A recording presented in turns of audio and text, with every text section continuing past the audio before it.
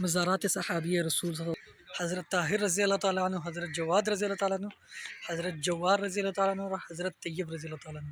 السلام علیکم، آپ لوگوں کو میں نے کہا تھا کہ ہم یہاں پر اب پہنچ چکے ہیں، یہاں پہ مزارات صحابہ رسول صلی اللہ علیہ وسلم ہے، اور یہاں پہ ابھی ہم اندر چلتے ہیں اور بتاتے ہیں کس کس صحابہ رسول کی یہاں پہ مزارات ہیں، اور آپ کو یہ بورڈ دکھا دیتے ہیں۔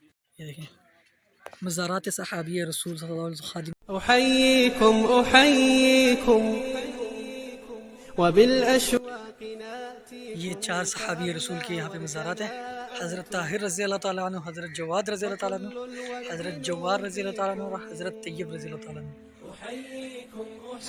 السلام علیکم یا اہل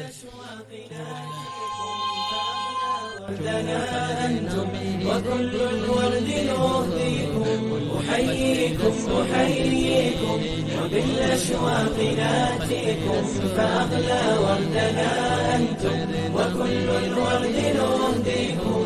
عصافير من الخلد تبرد بين أهليكم، جوانحنا لكم سرر ومن دمنا نغذيكم. عصافير من الخلد تغرد بين أهليكم، جوانحنا لكم سرر ومن دمنا نغذيكم.